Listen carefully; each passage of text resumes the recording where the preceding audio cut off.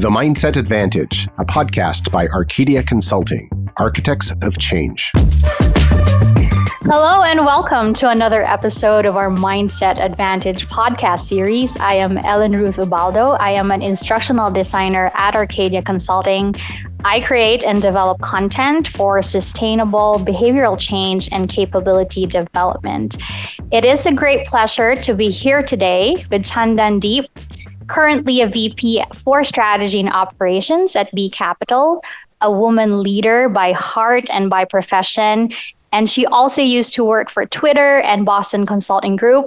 And just like me, a proud mother of two kids. Chandan, you said you have like a 4-year-old and an 11-year-old, right? A 4-year-old and an 11-month-old, actually. 11-month-old. Okay, got that wrong.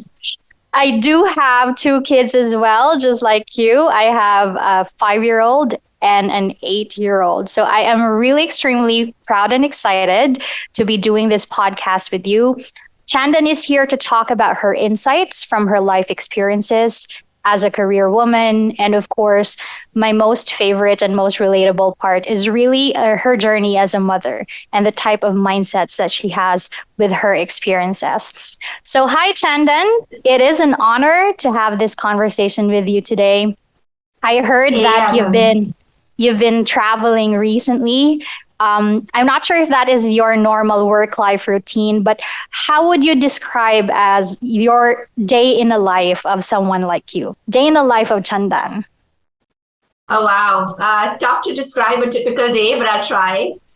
Firstly, thank you for having me. So excited to be here and share some learnings I've had over the last few years or so as I've sort of been juggling motherhood and career and all of the other things that come along with this. I think a typical day, which I usually try and strive for, is I'll start my morning early, about 5:30, 6 a.m. I'll have coffee with my husband and kids while getting my kids ready for school, followed by a quick workout. I usually start work around 8:30 or so in the morning and try and sort of wrap up by 5 so that I can spend some time with my kids.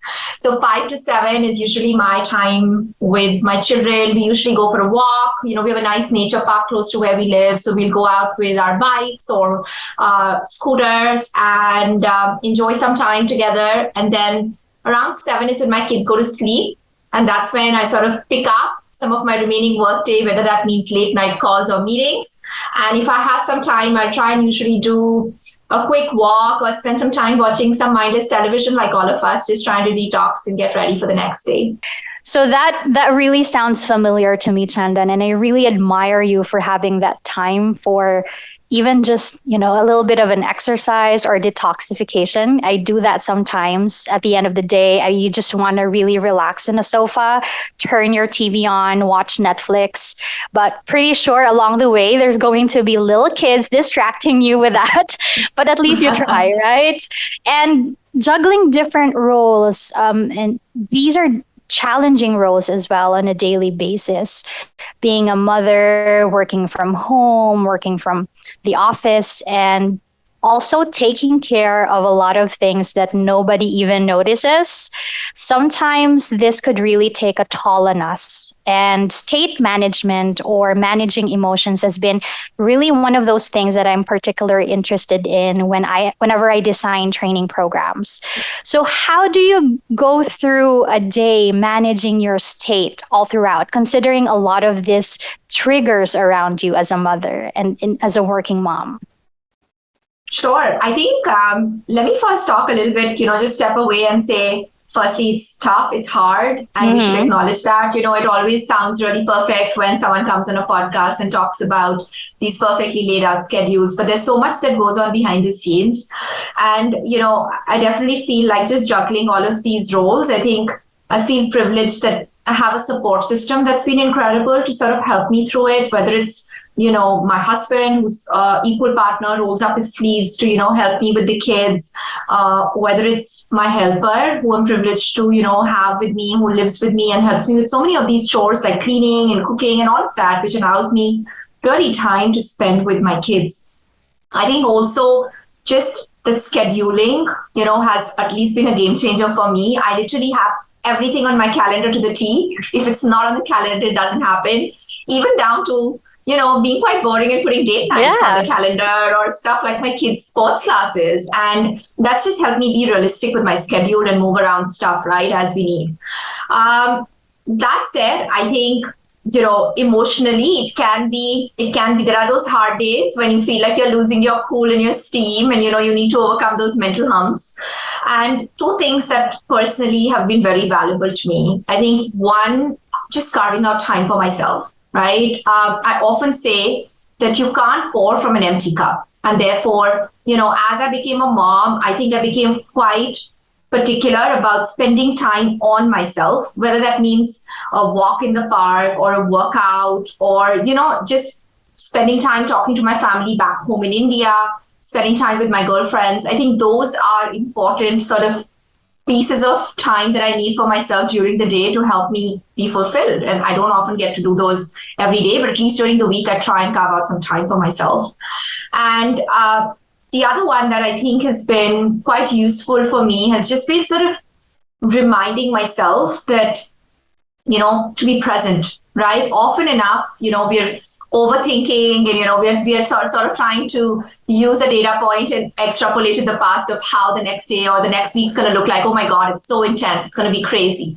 But I just try to remind myself, be where your feet are, just be present in the moment, be present where you are. Just helps me refresh myself and sort of balance myself out, especially on those hard days. I love that. And I think that's really the purpose of this conversation, right? It's not a perfect world for us. We're working and juggling different roles at the same time. And the reality is there's too much going on. There's all sorts of triggers around us. And I also particularly like the idea of for you to prevent burnout, right? It's not necessarily self-care, but really the prevention of it. And I think that taking that step each day and being able to at least, even just a call with a friend, getting in touch with family, and even the time that we're spending with kids would already be something that could help us prevent that burnout eventually. As what you said, you cannot pour something if you're an empty cup. Right. And I really like that idea. How do you do that? Like, is there any trick or strategy that you do just to prevent those burnouts coming? Or did you ever experience that as a mom? I think actually, interestingly, I experienced it much before motherhood because, I was in a pretty intense consulting career quite early on. So, right from I was 22 to the end of that decade, I used to be traveling Monday to Friday, every week on a flight to a new client location, working 16 to 18-hour workdays. And I remember that was quite intense. And it came to a point where I personally felt like not only was I mentally drained out, but also physically it was starting to impact my health. And, mentally I felt really, really down and out. And that's when I felt it was time for a change and time for a career pivot as well. And thankfully, sometimes good things come out of some of those experiences. And I'm grateful that, it led my career to a completely different direction. I'm super grateful for that. Right. And speaking of your career, I know that in your record, you've jumped from one industry to another, and you've literally pivoted different types of industries, and you were successful in that. Can you walk us through your experience? How was it, being able to learn so many things and then jump into another one, which can be quite daunting for some of us? Sure. My career journey has been quite non-linear, if you will. I've worked for now 15 plus years. And if I look at my career, I sort of think of it in three broad phases. I started out in consulting, which was across Accenture and BCG. I then moved over to being an operator, working in Twitter, which was a more tech and sales-focused commercial role, and then moved over to now my latest role, which is in venture capital. So almost, every 5 years or so, I've pivoted and my career has taken a very different direction from at least when I started out. And, I'll talk about the why and really the how behind it, right? I think on the why front, I think what's been driving me at a fundamental level, and I think it's always been the case with me, is I have this deep desire to be constantly learning and be outside my comfort zone.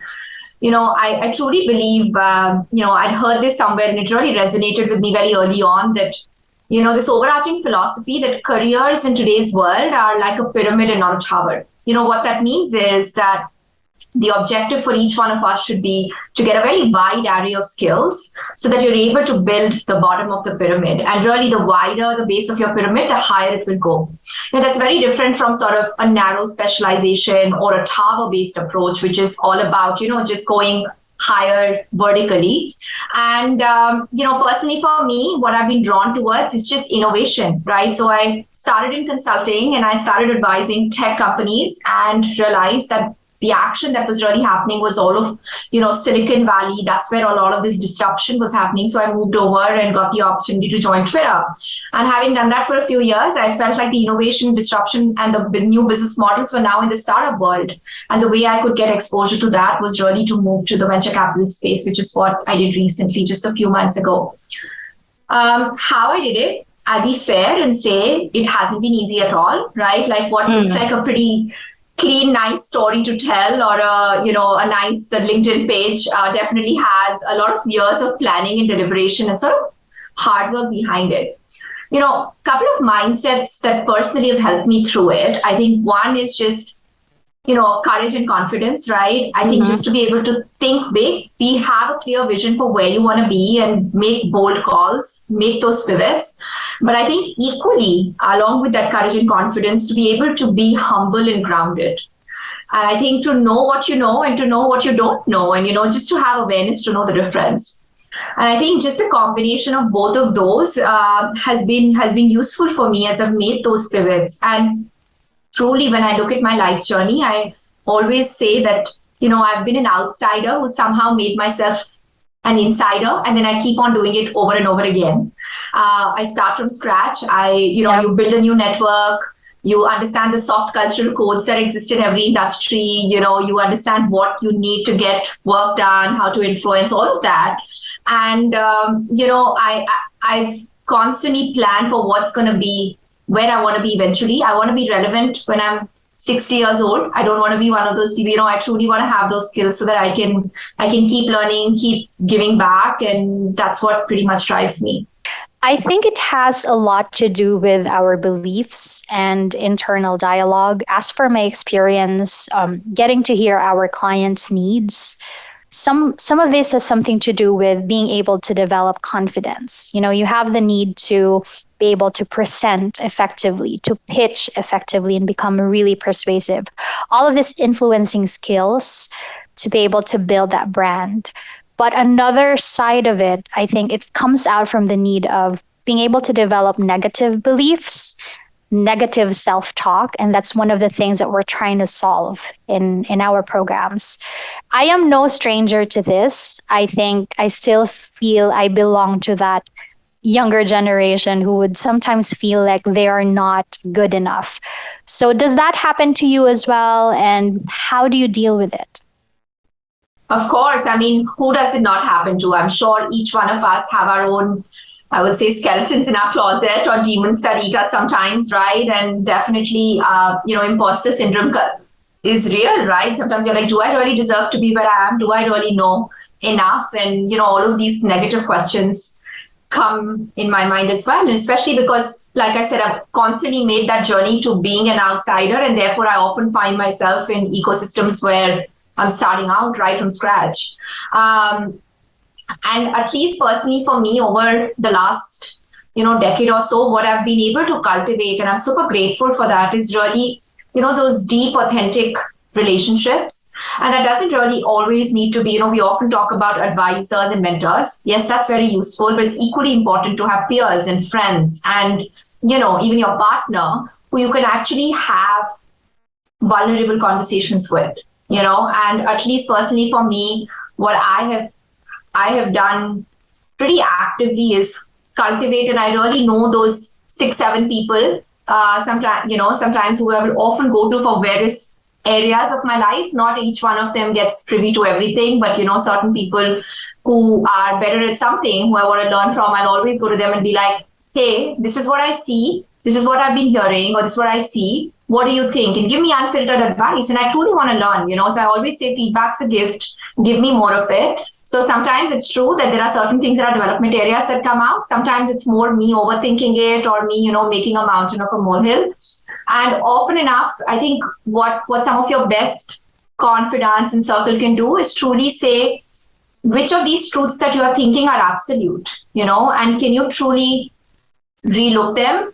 What is, nothing is set in stone. So can we really look at what is the way forward? Yes, maybe this is true, or maybe this is a development area. How do we work towards it? And with certain of these pieces, it's just like, this is who I am. This is core to me. So, let's just accept them and move on from there. So I think some of these conversations have really helped me just reshape my view and frame of these problem areas of development, and certainly given me that confidence to just go out and try. Right. I like that idea of like developing your network, having to pinpoint like 6 people in my organization that could actually help me. I remember in Adam Grant's book, Think Again, he mentioned there that for you to be successful, you need to at least have a support network and also a challenge network. So the support network would definitely be the people who would be hugging you all the time and praising you, giving you compliments. And the challenge people would really be the ones who would criticize you, but in a good way, and would really give you that time to develop and openly tell you what's going on, what's wrong, and what you really need to work on. Do you have that kind of network in you where someone's really supporting and then challenging at the same time? I definitely think so. I think my husband definitely falls in the support network category out and about. So I think he's definitely able to provide me that. And then I think on the challenge network, I think that's absolutely right. I think I have a lot of people around me who will call out sometimes, some of the negative chatter in my mind, and be able to really distinguish and say, okay, this is what it drills down to, right? Like this is the macro, but how does that drill down into what's really the deep rooted cause? At the end of the day, I feel like a lot of our behaviors are driven by fundamental root causes of maybe what experiences we've had early on, whether it's our childhood, whether it's early adulthood. And, once you're able to do that pattern recognition, so many of them make so much sense. So I think I've been able to, over a period of time, now that I've, sort of many years away from teenage, be able to sort of distinguish and say, hey, this is what shaped me, some positively, some negatively. And then let me just work towards the root cause to be able to, truly drive behavior change. Love that.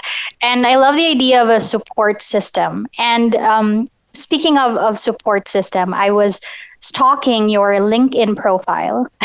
Although I wouldn't say it's stalking, people would definitely know who's stalking you. But I saw your video. It was very interesting. You were actually asked the question, what would be your advice to someone who wants to be a good support or a good ally to someone who's just, came out from a parental leave, right? And you mentioned that it was a topic that's really close to your heart. I especially like your advice of do not assume, because the parental journey for everyone can be really different. It can be different for all of us.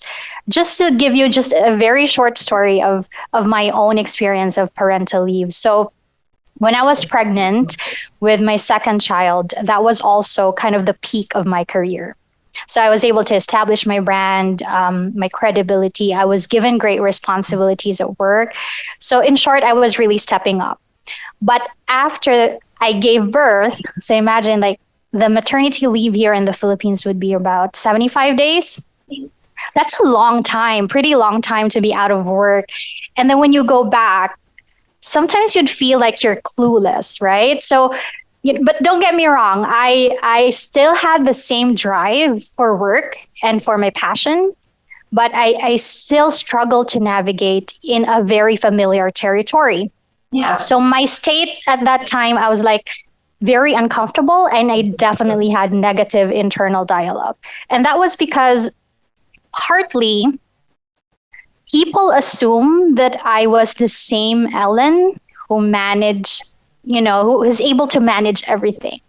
And I think that's because they were also clueless on how to support me, right? Like they didn't know that I needed support at that time.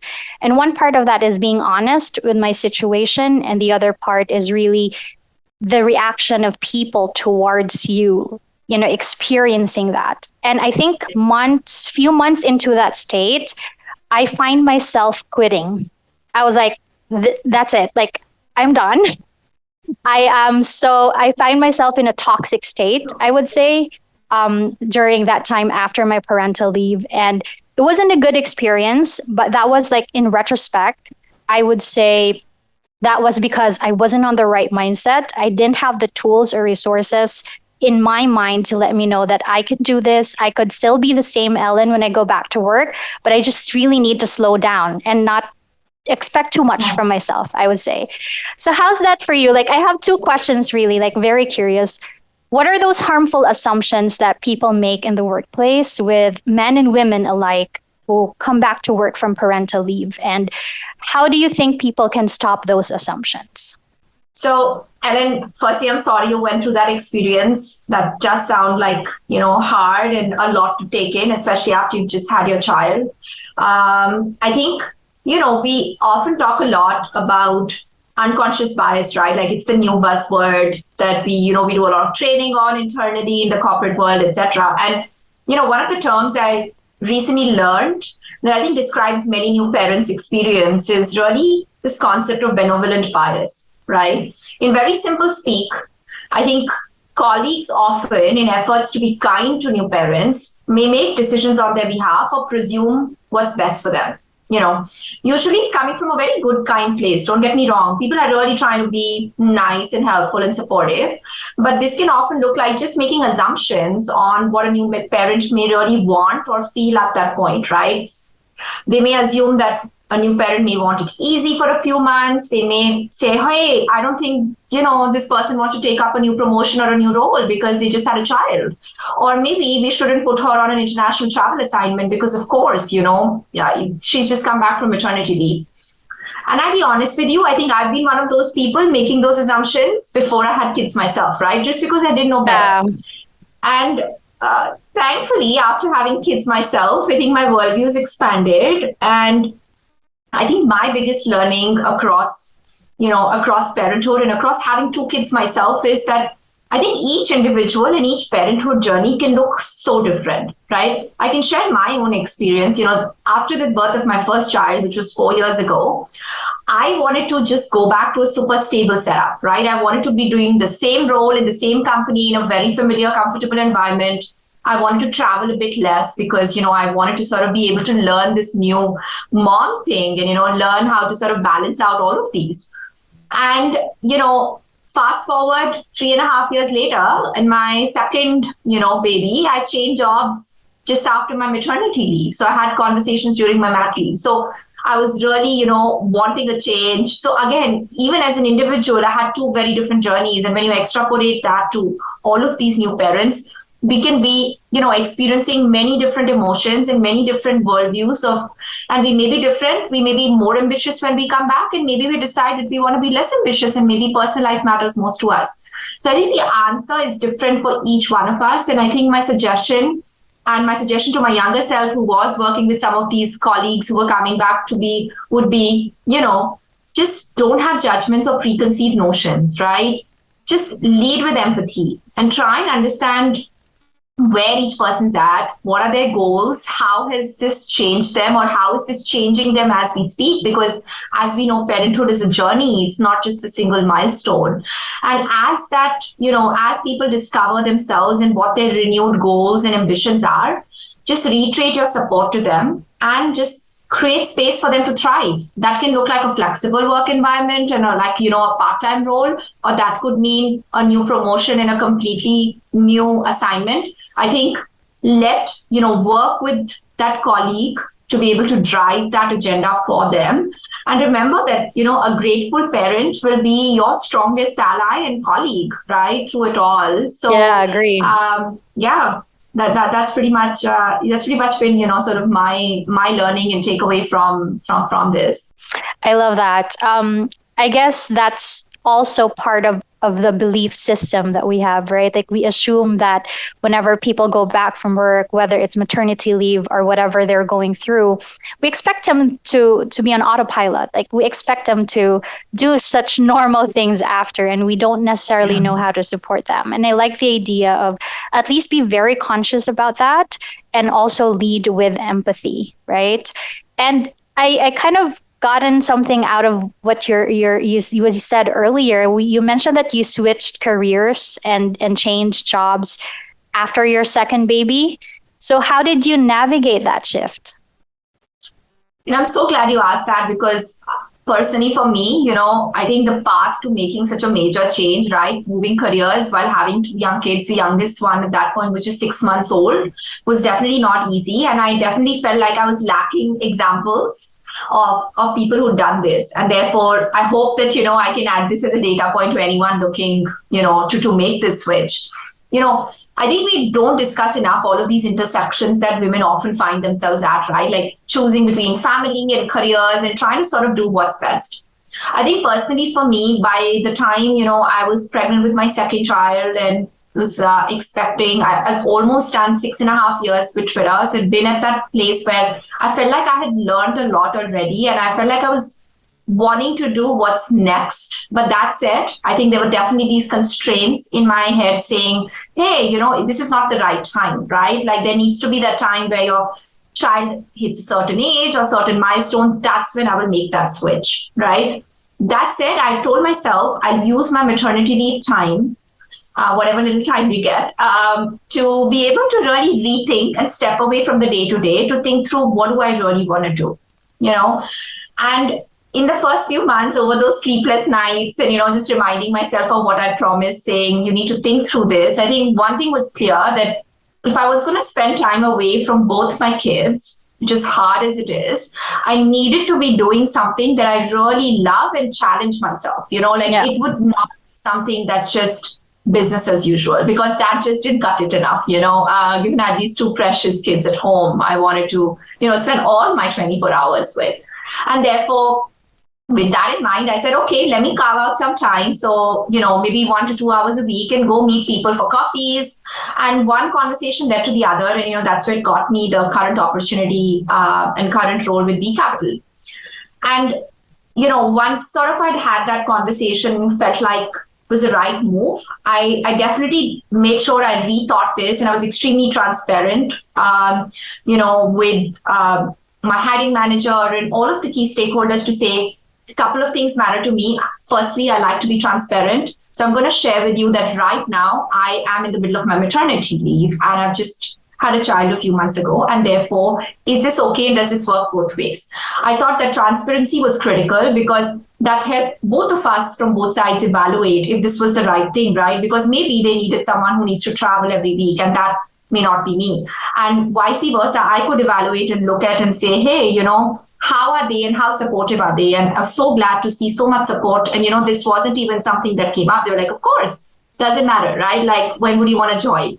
And I think the second piece was, again, go back and look at what your value system is and make sure your new setup, your new career, your new job just resonates with that, whether that's, that ability to be constantly learning, whether that means, flexibility, all of those, just make sure from both sides there's equal alignment on those. And personally, for me, at least, I felt like I got, I lucked out and I got, pretty supportive set of colleagues and employer. And I was just like, that made it much easier to sort of be able to make that move. Yeah, I love that. And thanks for sharing that, Chandan. I mean, that level of detail with your experience, I'm pretty sure somewhere out there in the world, like a lot of women resonate to that, where they're caught in between, what will I do now? I just gave birth, but can I still do the things that I love? Can I still do the things that I'm really passionate about? And two things, right? It takes two to tango. I think I love your transparency.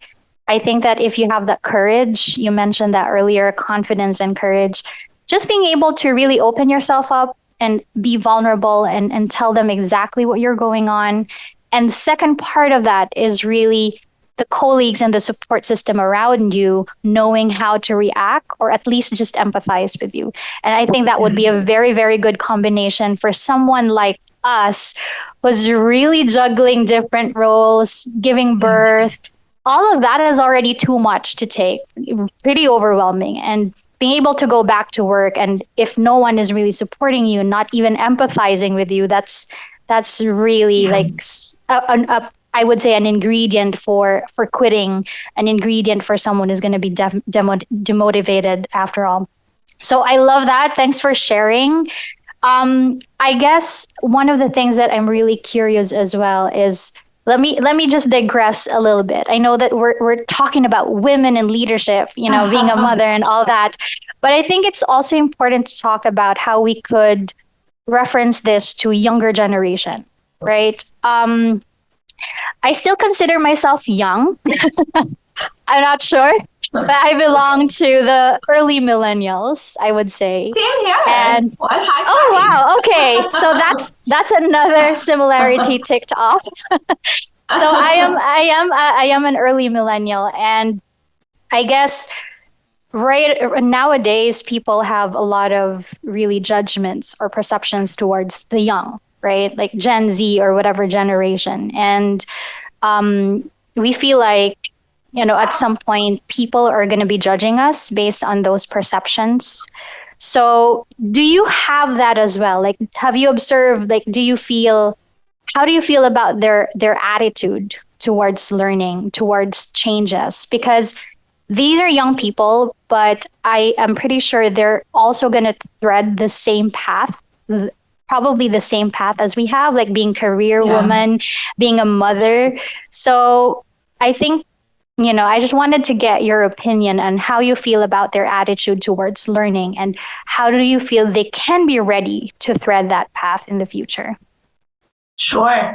I think, firstly, the younger generation is like, I always feel like I'm always learning from them. They're so agile. They're able to learn at incredible speed. So I personally really admire so much of what they bring to the workplace and otherwise. I think one of the challenges, though, that's happened over the last few decades or so, and I think it was always present in society, but I think it's become even more prevalent now, is just this comparison set, right? Like, I remember while growing up, the comparison set of mine was probably my cousins, my neighbors, people in the immediate community, or the people I went to school with. I think today, because of Instagram and Facebook and all of these social media apps, your comparison set has today become the whole world, right? And therefore, you may be sitting in one city comparing yourself to a person who's the same age, sitting in another city who's widely successful, who may have had a very different career path or a very different journey or background from you, but you're always comparing the highlight reel, as they say. And therefore, I think the measure of success has become outward and very, prominently so. So it's all about the youngest, so who got the 30 under 30. It's all about the title. It's all about the career trajectory. So it's all about those sort of sexy, things that people end up putting as a highlight reel, whether that's on LinkedIn or Instagram or any of these channels, and championing about, right? I would just encourage, and I was on that path too, I wouldn't deny that, it's always that heady, nice dopamine hit when you're the number one, you do really well and you get all that adulation. I was absolutely one of those people. I think over the last few years, as I've changed, and that would just be my, unsolicited advice would be that to say that, do the inner work, right? And run after, make success more inward focus rather than outward focus. So let's assume, no one really knows of anything that you're doing, or no one will ever know what you're going to be, how successful you are. What are some of those things you would do to get there, right? Like whether that means, working through building deep relationships, right? It's not only about how wide your network is, but it's about how deep your network is. Who are those people who will remember you and cheer for you? What does contentment look like at work? Outside of the, adulation, what to me means true learning, right? Like learning at a constant pace. That's what excites me. I don't need to tell the world about it. So I think just constantly being able to move inwards and focus on sort of doing that inner work and, sort of focusing on the inputs will make sure the outer work comes anyway, but at least it'll make you more joyful and more contented in that journey. Love that. And I guess that's really a reflection of what your mindset is about, Chandan, and your success with these experiences. I would say, firstly, in having multiple roles, juggling motherhood and your career. Secondly, I think also with the experience with, the way you pushed yourself through different various industries with such openness. And I think that you've been like a really good example of what we call it as a growth mindset. So you're very open to learning things, and that regardless of the challenges, the feedback, criticism, and the type of support you're given, you are there and you're moving on and you're ready to face anything. So I like this conversation. And I would say you have a very healthy kind of mindset. It doesn't show at all, to be honest, that you are actually really, having this kids and taking care and then being busy with work as well. And I really love that, the wisdom that you've given to us today. Is there anything else that, like, let's say you go back to your younger years, right? And you would want to give advice to someone really young and who might be treading the same path as you do, what would you say to that person? It's an interesting one. I think I just say, just be vulnerable, right? Like often enough, we feel like we're the only ones facing a particular challenge or only one on that journey. But as you talk more, you realize that there's always something to be learned. And there are always people, facing or on a similar journey. So at least now what I actually try to do is just share, be authentic and just say, here's where I'm at. Do you have any advice for me? And I always learn from so many people around me. And I would just encourage everyone to just do that, because, we don't realize, but community and just that social aspect can make such a big difference to our mental health and well-being. So just being able to cultivate that is incredible. Yeah, and being here in this podcast that's exactly what you're doing. You're sharing your learning, and we've been graced with a lot of these healthy mindsets that you have.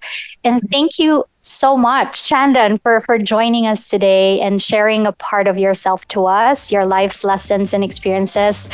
Thank you all for listening as well. I hope you tune in for the next episode of our Mindset Advantage. Thank you. Thank you, Ellen. This was a pleasure. You've been listening to The Mindset Advantage. Follow Arcadia Consulting on social media platforms to stay updated.